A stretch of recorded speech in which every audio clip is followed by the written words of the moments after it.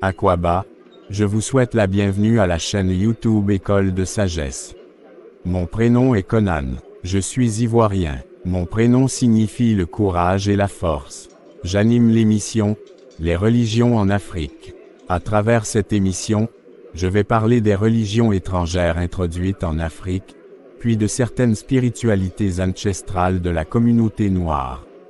Il est important de thématiser ouvertement ces différentes croyances au sein de la communauté noire, pour lutter contre l'abrutissement religieux et l'imposition culturelle des nations étrangères qui ont imposé leur religion aux ancêtres du peuple noir. À notre époque, il est important que le peuple noir se débarrasse de toute forme du colonialisme lié aux religions étrangères. Cette émission est un instrument pour vous inciter à la réflexion, pour briser les chaînes religieuses du colonialisme. Aujourd'hui, je vais présenter la religion étrangère du nom du christianisme. Cette religion est apparue au 1er siècle au Proche-Orient, plus précisément en Palestine. Le Proche-Orient est composé de quelques pays arabes y compris la Palestine et d'Israël. Le livre religieux de cette religion est la Bible. Ce livre comporte des récits et des enseignements de deux époques principales qu'on appelle l'Ancien Testament et le Nouveau Testament. Dans l'Ancien Testament, les récits ont commencé avec la création du monde par Dieu, la présentation de Dieu à ses premières créatures, ses premiers commandements, ensuite suivent d'autres récits. Finalement, Dieu est devenu populaire aux yeux des humains depuis sa rencontre avec Abraham, par lequel le peuple d'Israël vit le jour et qui devrait continuer à adorer le Dieu d'Abraham jusqu'à la naissance du Messie. Le Dieu d'Abraham s'appelle Jéhovah.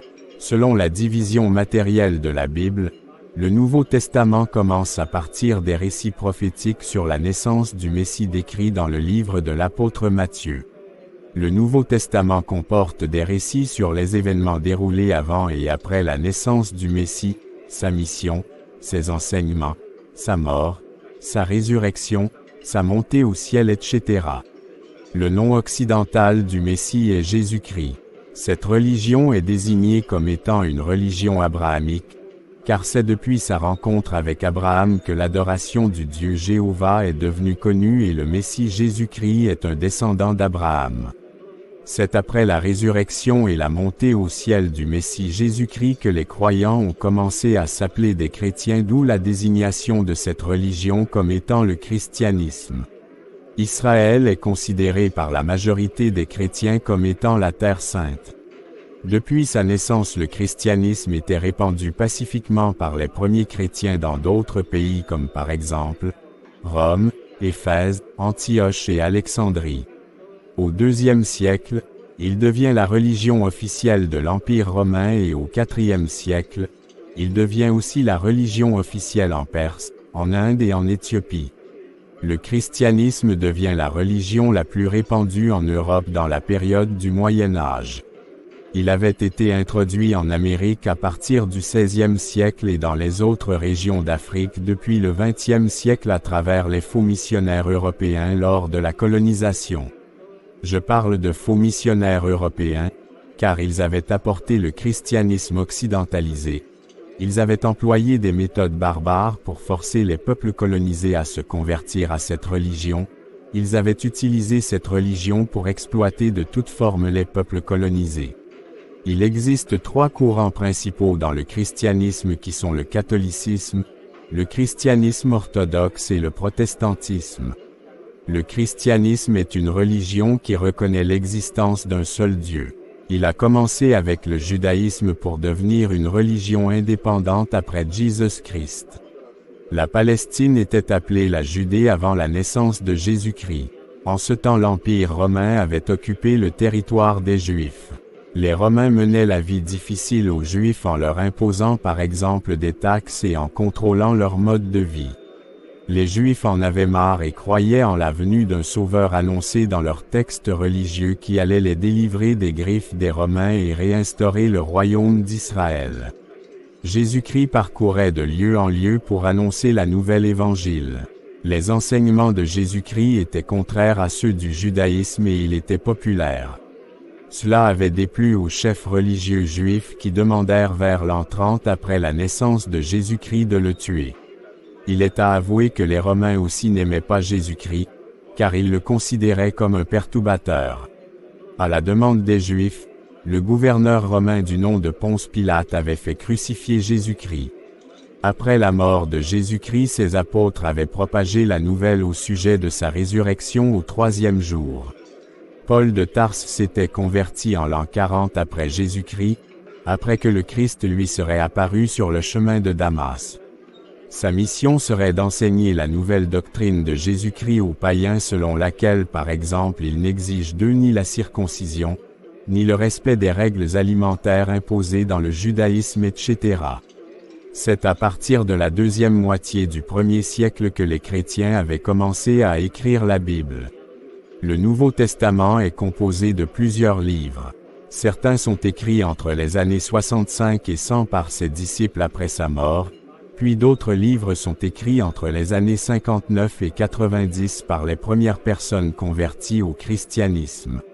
Au début des premiers siècles, surtout au IIIe siècle, les chrétiens étaient haïs et persécutés dans l'Empire romain, car ils refusaient d'adorer les dieux des Romains, qu'ils considéraient comme des dieux païens. L'Empire romain s'étendait en Occident, en Orient, en Asie de l'Ouest et en Afrique du Nord. La première capitale était Rome. À cette époque ancienne, le peuple juif était sous la domination des Romains. Les Romains tenaient les chrétiens pour responsables de tous les malheurs de la société, car leur Dieu était fâché contre les chrétiens. Par contre, il y avait certains Romains qui s'étaient convertis au christianisme et il existait de la fraternité entre les chrétiens. Les chrétiens qui étaient arrêtés, furent jetés aux bêtes sauvages, ou furent lapidés, ou furent crucifiés. Pour échapper aux persécutions, les chrétiens se réunissaient soit dans des maisons privées, soit dans des cimetières souterrains etc. De plus, ils utilisaient des signes pour se reconnaître. Ces signes étaient par exemple la croix et le poisson, puis le chrisme. Le chrisme était un symbole du christianisme composé de 2 lettres grecques superposées qui étaient les initiales du nom de Jésus-Christ. Ces 2 lettres grecques étaient le X et le P. Le X était placé un peu en dessous du P. C'est grâce à l'empereur Constantin que le christianisme fut reconnu en 313 et les persécutions contre les chrétiens furent interdites. L'empereur était aussi converti au christianisme. Après lui, ses successeurs étaient chrétiens. En 392, l'empereur Théodose interdit l'adoration de plusieurs dieux. Les temples païens avaient été fermés. Le christianisme était devenu la seule religion autorisée dans l'Empire romain. Ainsi l'Église chrétienne a commencé à s'organiser. Des rites chrétiens comme par exemple le baptême, l'étude biblique, les chants religieux, les réunions de dimanche, la célébration de fêtes religieuses etc. avaient été instaurés, y compris l'organisation hiérarchique. En France par exemple, l'Église avait un très grand pouvoir sur le plan économique, social et intellectuel. Elle instruisait la population, possédait plusieurs terres, recevait les dîmes des croyants. L'Église pratiquait la charité, c'est-à-dire l'amour de Dieu et de son prochain. C'est à la période de la Renaissance que l'Église avait connu une crise de rivalisation, d'où la séparation entre les catholiques et les protestants. Malgré cela, l'Église était restée puissante jusqu'au XXe siècle où une loi fut votée en 1905 pour séparer l'Église de l'État. Leçon à tirer. Le christianisme est une religion orientale et qui est née parmi le peuple hébraïque encore appelé juif. Ce qui veut dire que le Messie Jésus-Christ et ses disciples parlaient l'hébreu et portaient des noms hébreux. La question que je me pose est pourquoi le nom du Messie et des personnages importants de la Bible ont été occidentalisés. La réponse est que lors de la rédaction de la Bible, les Occidentaux avaient transformé le christianisme oriental en se basant sur leur propre réalité culturelle, afin de permettre à leur peuple d'adopter facilement le christianisme.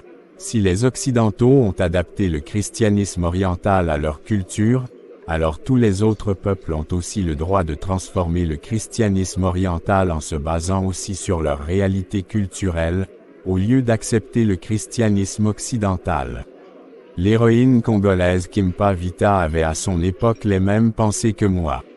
Lors du colonialisme portugais, européen, elle avait aussi pu convaincre son peuple d'abandonner le christianisme occidental. Elle était devenue très populaire dans le royaume du Congo à cause de ses luttes contre le colonialisme, le christianisme occidental et l'esclavage. C'était la raison pour laquelle ses ennemis, les colons, l'avaient fait brûler.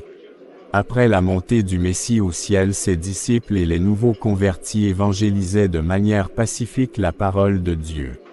En Occident, en Éthiopie, en Orient, en Inde, en Chine.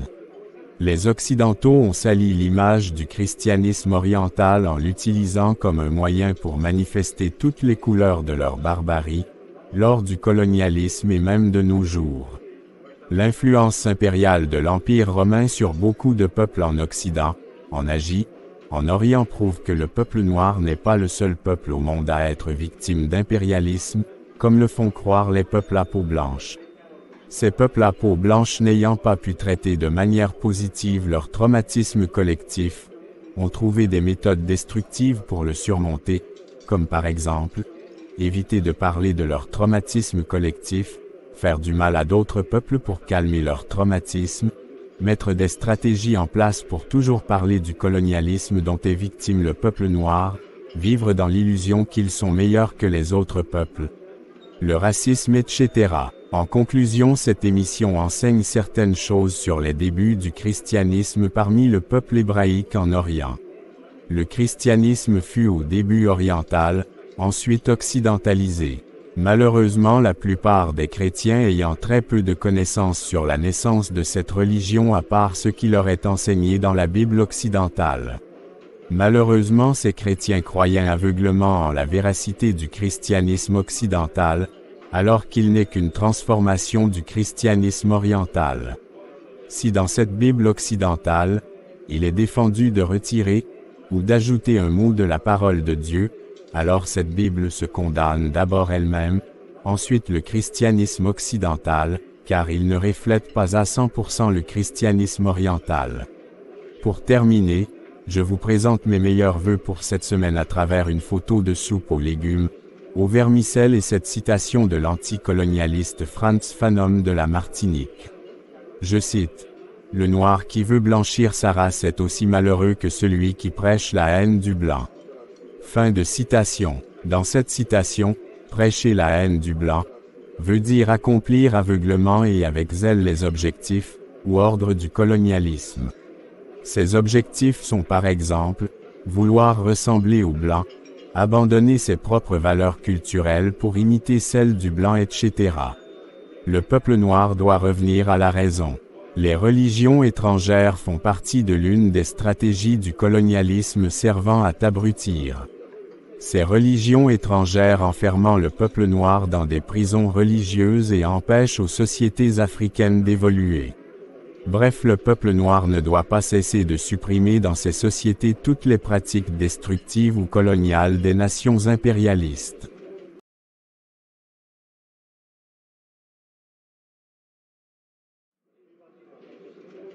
Très chers abonnés, merci pour votre attention et veuillez partager cette vidéo au maximum à vos contacts pour permettre à plusieurs de s'instruire.